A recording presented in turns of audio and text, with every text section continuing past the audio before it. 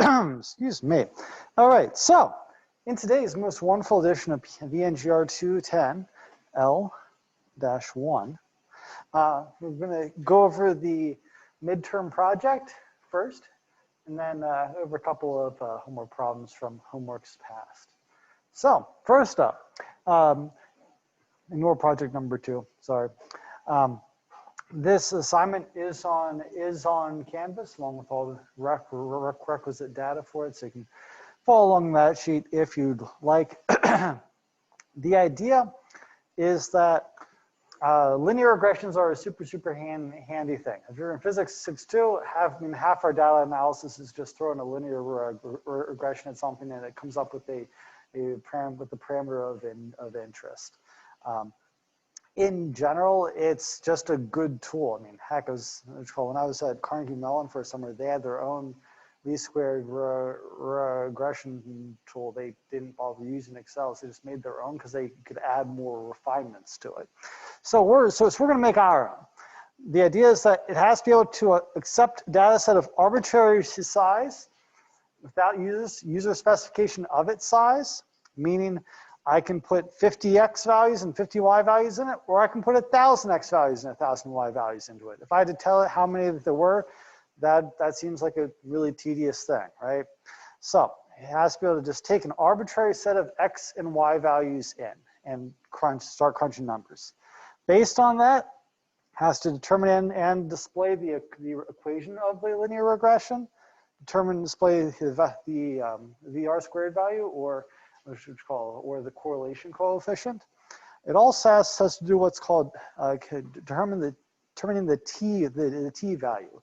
What the t value says is whether or not the sets of data that you have put in are actually related, or if they're more or less the same thing. It's a simple test. Once you have Pearson's R, once you have the correlation coefficient, you can compute it very easily. I'll show you how shortly. But the trick is that once you compute it, you have to compare it to what's called a critical t value. So you have to compare it against a list of numbers. Talk about that in a minute.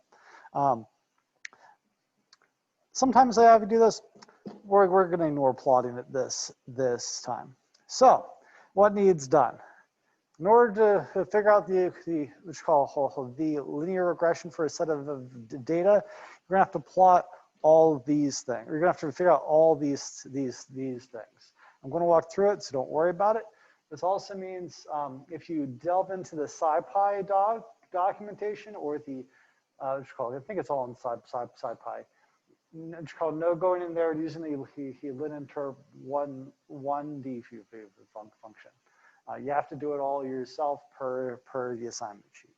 So first things first. So let's say you have this as your data. You have some flow meter, there's some flow going through it. The more flow there is, the higher the voltage produced by the sensor. This is a pretty typical bit of instrumentation.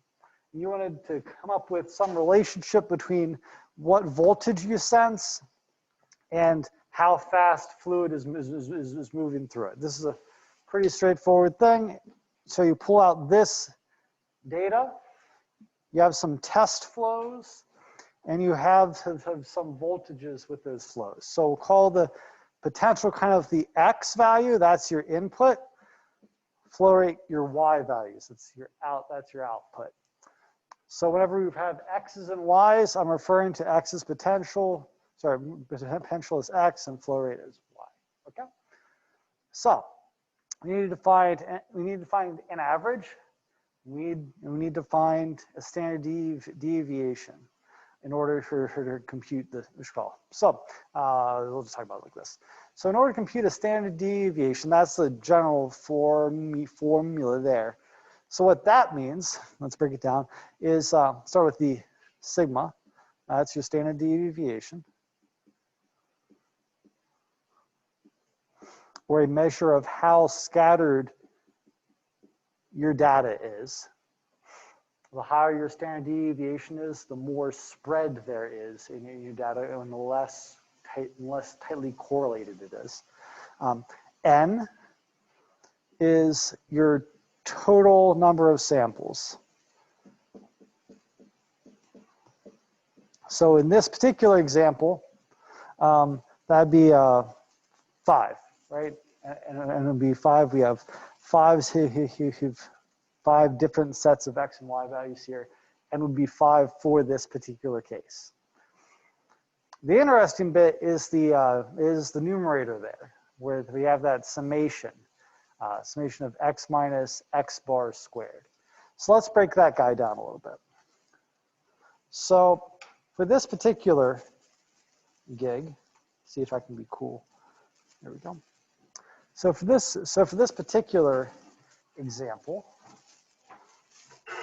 if I were to write out how I'd compute the standard deviation, this summation means the sum of every X value minus the average X value squared.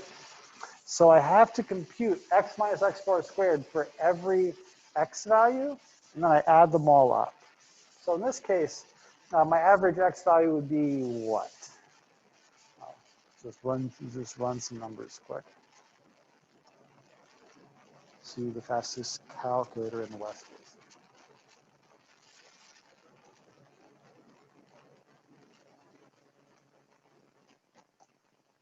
42.4, I think. Is that about it? So in this particular case, X bar is 42.4. I'm just going to call it X bar 42.4, like that. So in order to do this summation,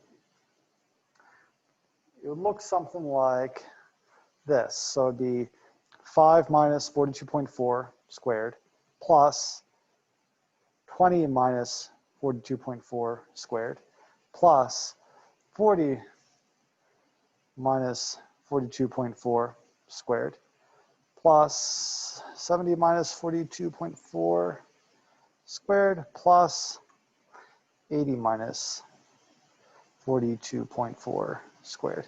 And all that would be the same, which would be how to write out this bit here, that summation. That summation and, oops, and all this stuff here. If I can actually draw with my touchpad. There we go. All that is the same thing for this particular example. Cool beans? So in order to find the standard deviation, I should say that this would be the standard deviation in X. If it was the standard deviation in Y, this would be Y minus Y bar. And you'll have to compute that. So I'm going to write that down somewhere. Cool. So and that's what I do here. I find the standard deviation of the flow rate and the standard deviation of potential, or the standard deviation of the X values and the Y values. Any questions on that part? Cool. All right. Onwards.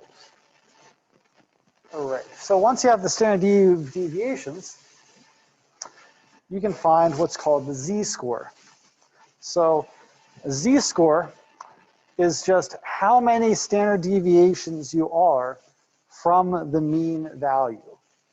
So we said that our mean X is 42.4. If you round up, it's 43, right? And we found that the standard deviation in X, if you did all the math, is 31.934 millivolts. So I can then take each X value, so 5, plug it in for X, subtract off the average value, divide by my standard deviation, and I'll get the Z-score for that particular data point. And then I can do it again for 20 and 40 and 70 and 80 and all my X values going down. And I can get these Z-scores for it. then I can do that again for all my y values. So it would be y minus the average y value divided by the standard deviation in y. We all follow? Great. It's pretty straightforward. For reference, though, this means that the z-score of the average value, like if I had a potential of 43 millivolts, the z-score of that would be what?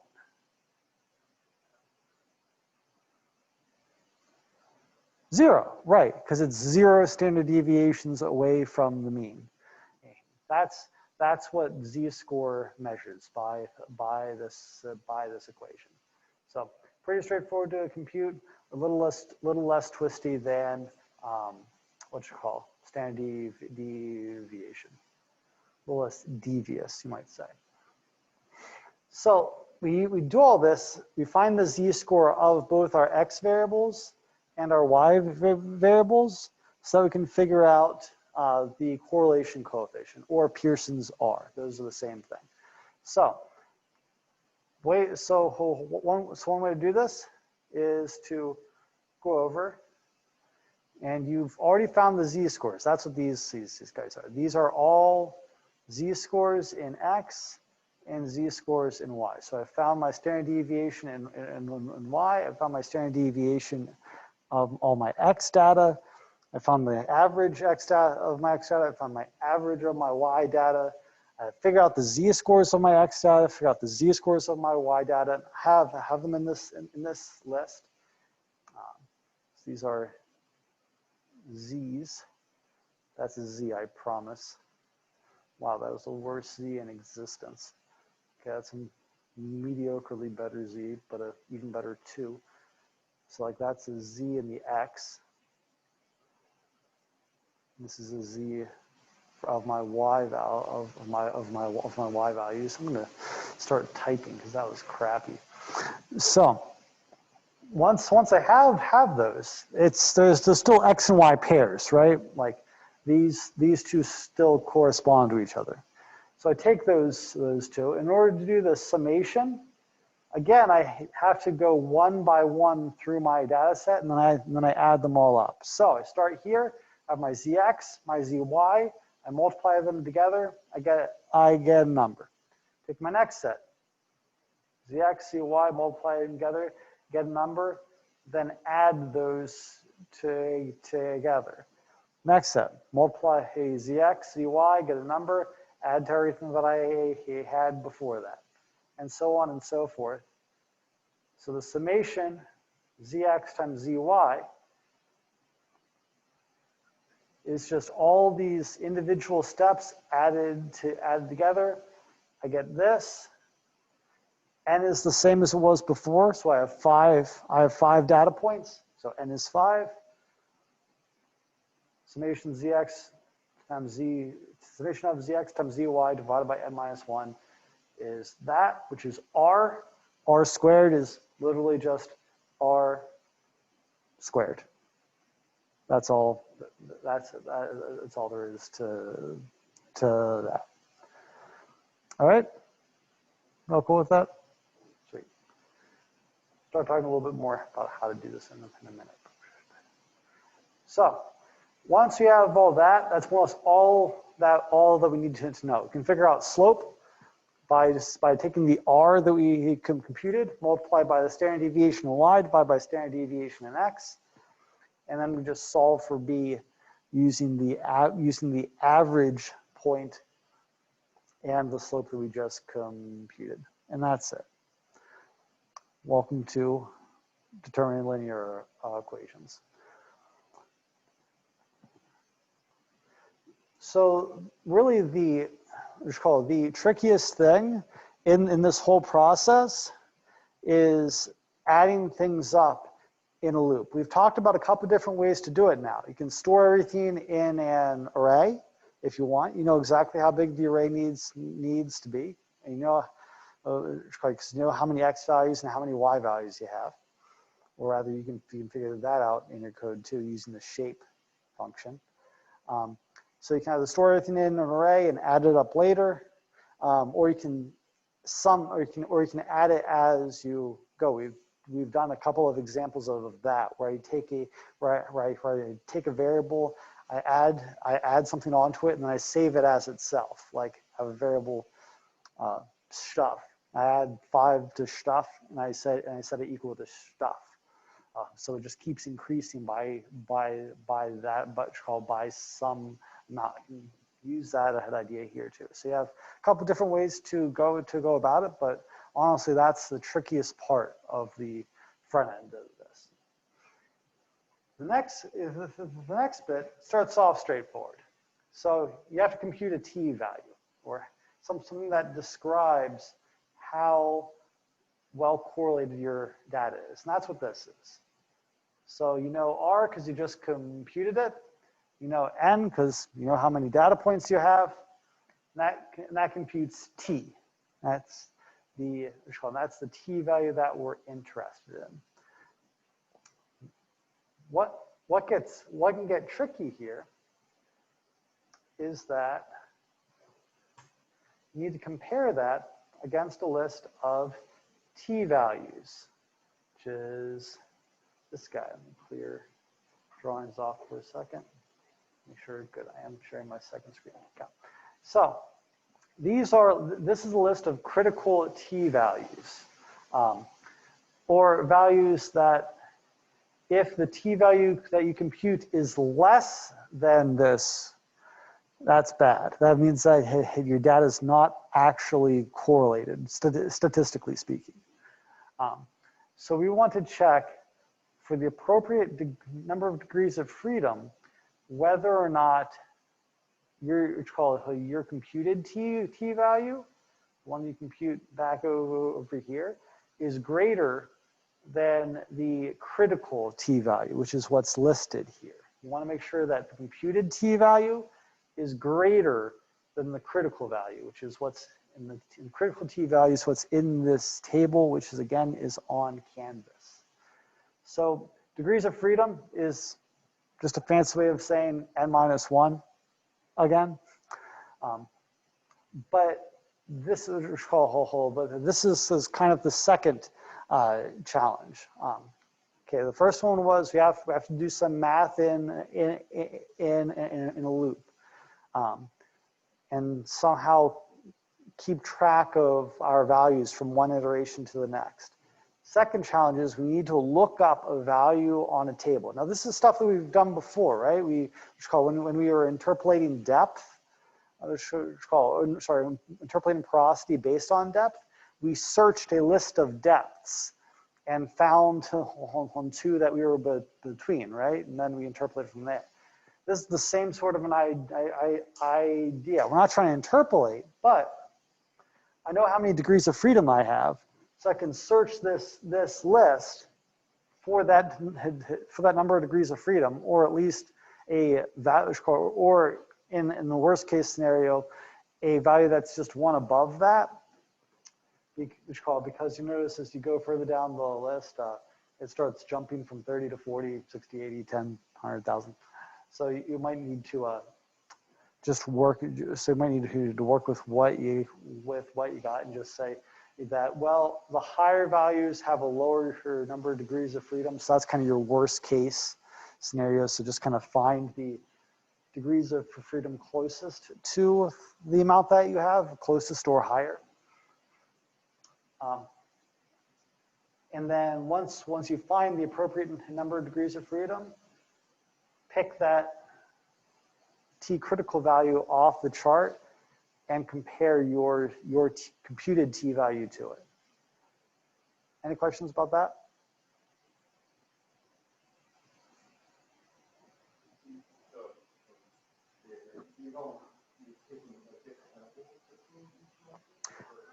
No, sorry. I was using the example of intervals from that depth interpolation thing just as an example of searching a list. So really, you know what n is, and n-1 is your degrees of freedom. So you know what that number is exactly. So you just need to search this list for that number. If it's not on the list because it's like 500. I'm saying pick the listed value that's higher, that's lower than it. So if it was 500, well, 100 is the next value down from that that's on the list because it has a higher critical T value than 1,000 does. So it makes a little bit, so it's a more conservative estimate of the critical T value. Is it that much different? No, but that's what's called. But that would be my rule of thumb. Cool. All right. Again, that notepad file is online. All right. So that's that. And of course, as with everything, because I just need to put this out to the user, the results of this test, in other words, whether or not your T value is greater or less than the critical T value, should also be output to the user. So that's your midterm assignment. It's due 2 Fridays from now. Any questions? A small one. Yeah. So you do have all week to work on this too. So. Yes, but not the one that's on. But not the one that's on there because I haven't actually assigned it yet. Yeah. It's the one. All the homework assignments on there are unpublished, or at least anything that's beyond 4 should be unpublished. Cool. Cool. Any questions on this guy? Sweet. Complete confidence I have. So, that done. Let's talk about cooler things. Like arrays.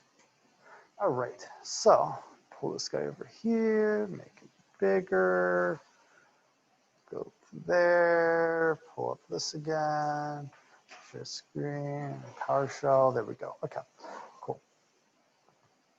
All right, so I want to go over a problem from homework 3, which I will have back soon, promise. So the problem was you have the Fibonacci sequence. We've played that game before. We have a code for it somewhere kicking around that says this is how Fibonacci sequence is made. Yep. What the question on the homework said is that's cool. Put it into an array. So if I had like a array of zeros like that, well, the first 9 digits of the Fibonacci sequence are what? 1, 1, 2, 3, 5, 8. Make sure I'm not going too far. 13, 21, 34, right? That's the first 9 digits of the Fibonacci sequence. The homework assignment asked you to put them into that matrix. I really should do this on the screen, such that it looks something like this. 1, 2, 2, 3, 5, 8, 13, 21. Okay, cool. So that's what the homework's asking. So let's think about how to do that. Actually, we're just going to start with, so whenever you have a problem that has like a couple different layers to it, I usually just start with the simplest layer. So the simplest layer being, well, we need to compute the friggin' Fibonacci sequence, right? We figure out how many of those to compute. So let's play that game.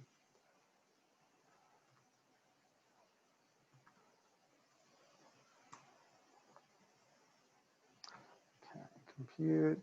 So this code's going to compute the Fibonacci sequence. and store in a matrix. All right. Has matrices, so now I'm going to need numpy. So just import that right off the bat. All right, so if I'm going to compute the Fibonacci sequence, well, the first question I should ask is how many digits should I solve for, right? For right now, I'm just going to say, well, it's a user input. Let's just make 10. And we've played this game before, right? We define what our first number is. We define what our second number is. Set up a loop.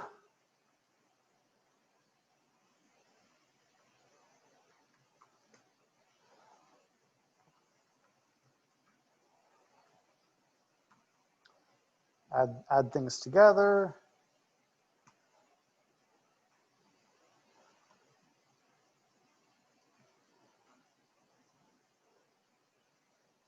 Reset those two numbers.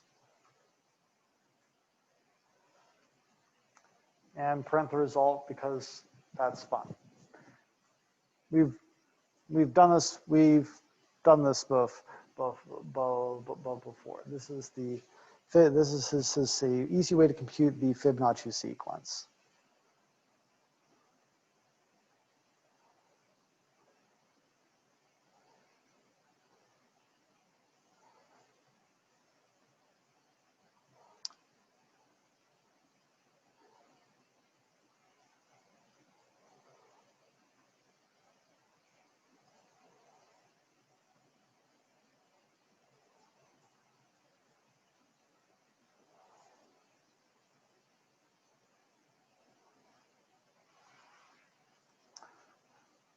It even has pretty comments attached to it. Shush.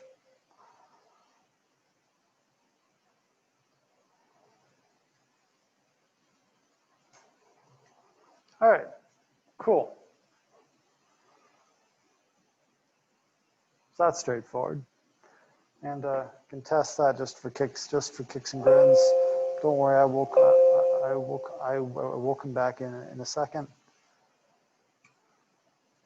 But there we go, 2, 3, that makes 5. 3 plus 5, 8, 8 plus 5, 13. Cool. What you call it, Fibonacci sequence done. Great. Now we have to store this. That's the fun part. I'll just wait for you guys to finish up typing.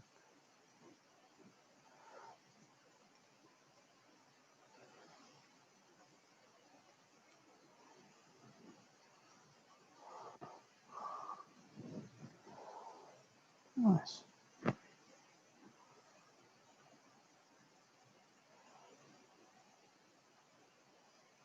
All right. Everyone set? Okay, I see a majority of head nods, so we'll roll with that. All right, so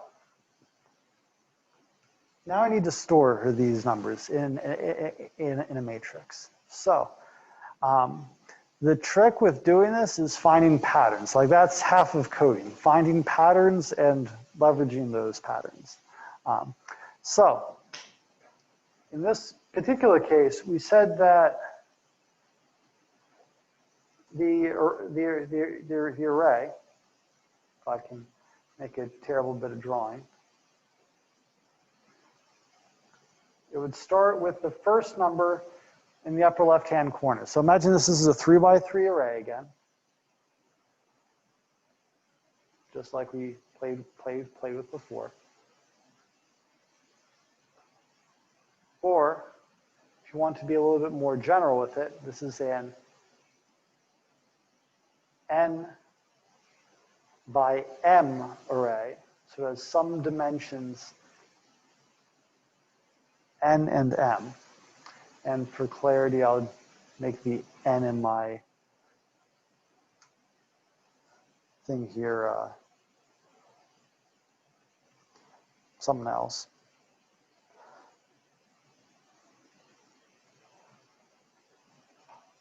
So this is an n by m array, or let's call it, if you want a specific number, we'll treat it like a 3 by 3, but in general terms, it's n by m. We wanted to fill it up starting in the upper left-hand corner and moving across from left to right. And then when we get to the end, we start a new row and keep on going. Right? So we start putting numbers in at what array address every time? Right. We always start here in the upper left-hand corner, which is always 0, 0. Every single time. Then we move to what array address? Right, 0, 1, because we're going from left to right. So this is 0, 1. Then we go to 0, 2. This is definitely going to get creepy before the end of class, because I'm writing in red on a black background. Definitely looks like it's like a Stephen King novel, especially given how terrible I am with drawing with a cursor. Notwithstanding though, this is called after that last column there, we move over to here, and here the address is right 1, 1, 0. Great.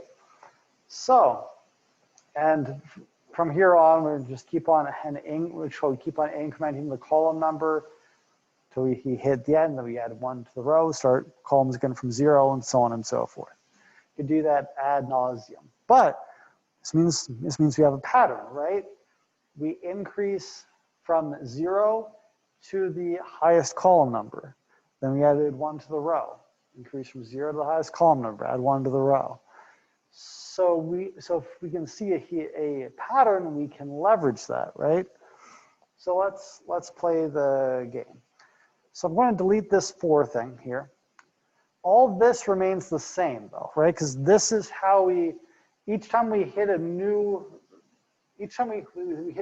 value, this should run, right? I mean, and this is always how to compute a Fibonacci number. So whenever you hit a new place, this should run. Just a question of where that place is. So let's play the game.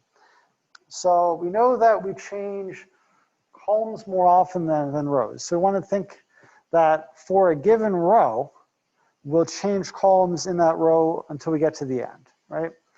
So that means that if I want to go through all my rows, I could set up a for loop to do that. If I want to go through all my columns, I can set up a for loop to do that. But here, I want 2 for loops inside of each other, because I want to go through both rows and columns simultaneously. We cool with that? All right. So, for example, I could say if I have 3 rows and columns,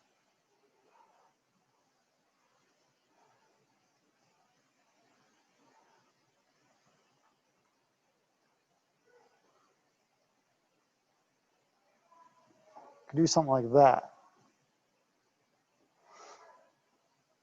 And I'll tab all this stuff in. So that's inside that last for loop. So what's this going to do? Let's have a look. I'm going to stop it from printing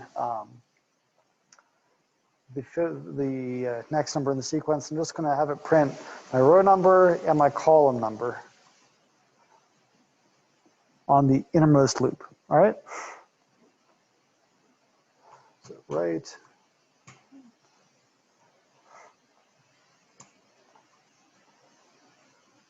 All right, so remember the first column there, the first number is the row number, second column is the column number. So it's on row 0, column 0, row 0, column 1, row 0, column 2, row 1, column 0, 1, column 2, sorry, row 1, column 1, row 1, column 2, so on and so forth. This is the kind of logic that we want. And that's kind of the beauty of that nested if statement. Because if we look at it, I come down here to row 12, row num starts at what value? 0, right, it starts at 0. Okay, first thing inside of that for loop is line 13, so column also starts at 0. Column runs through all this data, it comes back up to the inside for loop because it's running that until it's done. So column is going to keep changing here until it all finishes up. Then we're back to row number increases by 1, and then column starts at 0 again, and it starts running through that, and so on and so forth. So I have this logic set up now that'll go through all of the addresses for every cell in this matrix, going across one row at a time from left to right. Cool beans, right? At least I think it's cool beans. Maybe I'm weird. Well, I'm definitely weird, but anyhow. So we got something that'll pick out the address of each element in this matrix. So how do I store? Shush. So how do I store the value of? How do I store the next value in the Fibonacci sequence there at the address where it should be put.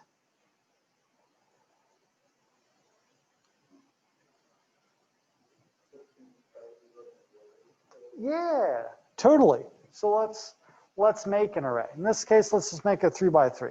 So this is my data initialization thing anyhow.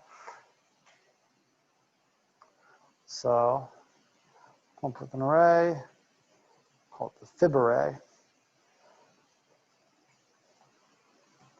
And I want, just for kicks and giggles, I want it to be a 3 by 3 for this particular case. So now I have my array. It's a 3 by 3 array of zeros.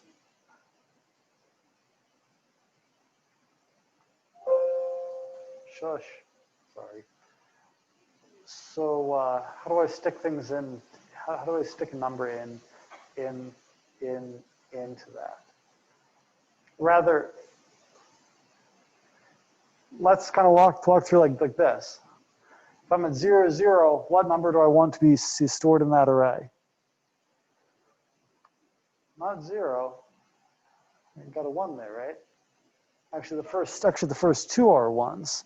First 2 are my initial num1 and num2. In fact, I don't even want to compute a new value for those first 2 spaces because I define what they are. It's how you start a Fibonacci sequence, right? So really, I want to ask a question first because I just identified an exception. My exception is if my row number and if row num and col num are what? What is what row number and what column number are different than all the other ones? What set of row numbers and column numbers do I have to treat differently?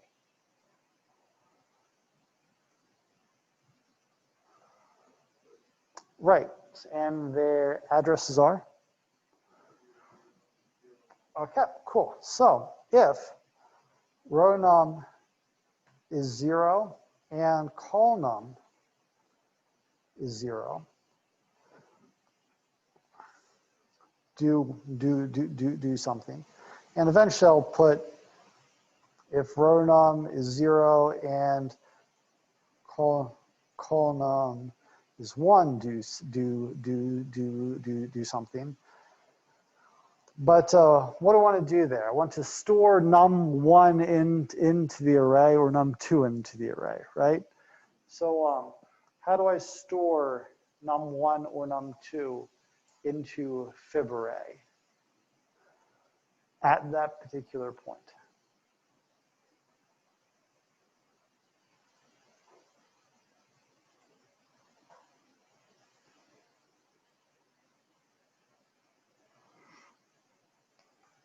How do I write that?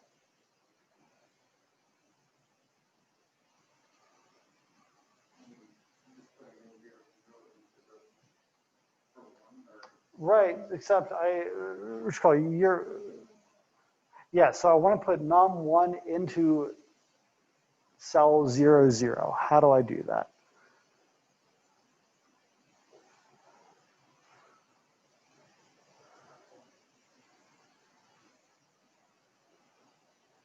Yeah? Maybe you could put it much like a chip and do a below the Fibonacci sequence and then finish like there after it's completed. Right, well, I want to insert that. Okay. Yeah. So again, for these first two guys, I don't have to compute a darn thing. I know exactly what they are. But how do I put num1 into cell 0, 0 of the array? I know what the address is. It's 0, 0. Okay. What do I do with it? What do I type next?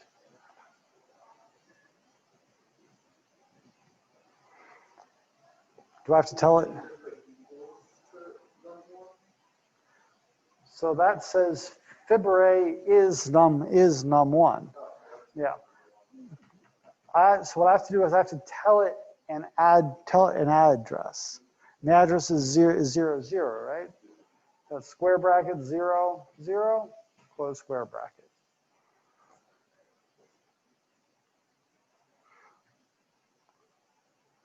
And then it's the same gig for the next thing. I want to put num2 into 0, 1. So just do the same thing, just for the next thing over. And those will always be in the first two, guaranteed.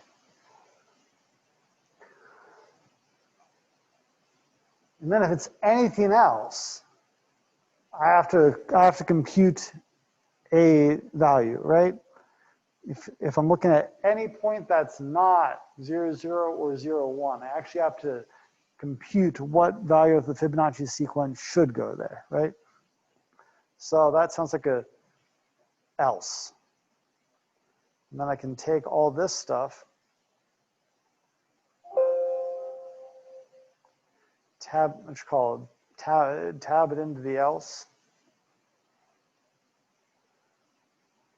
Instead of outputting the value to the user, I'm going to store the new value in the array.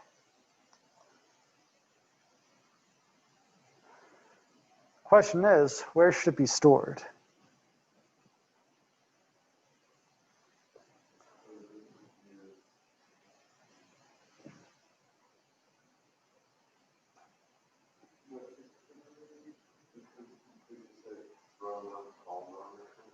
Exactly. Was that you were going to say, Charles? Oh, sorry. So after these first two, we have to compute the value of the Fibonacci sequence, and then we have to store it. Question is, where should it be stored? So Tommy, you're absolutely right. It should be at row num col num, because that's what's moving through our matrix. We're at row 0, then we go through column 0, 1, 2, row 1, column 0, row 1, column 1, so on and so forth. And you saw that when we printed out row num column before.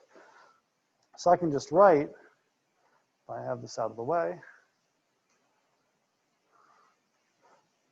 row num column num as my as my address now, as my array indices. And just say store my new Fibonacci value there. Cool beans? Any questions on that? All right, so let's print it out and see if that worked. I'm just going to print the entire array.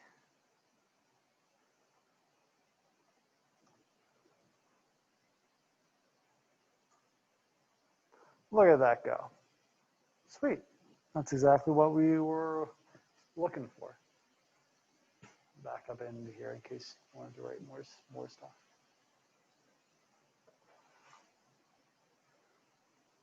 So that's that.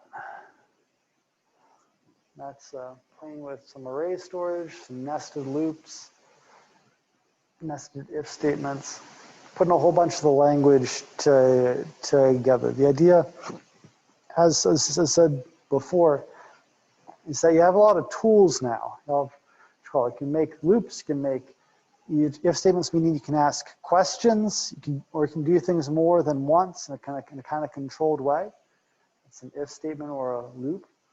So the question is just parsing your problem so that you say, okay, you can say, okay, I need to ask a question about this, because if I was going through, say, this Fibonacci sequence thing, I'd have to ask, where should this value go? Or what number should go here? So that implies you have an if statement, because that's how you ask questions in Python anyhow. And you're going to do it more than once. That implies a loop of some kind. So it's kind of parsing your problem into elements of language. But, great. So that's what I got for today. If there are no questions, I'm going to it asks you to just get a start on looking at the midterm assignment. Just start working through it a bit. And if you have any questions, we'll just answer them here. All right, great.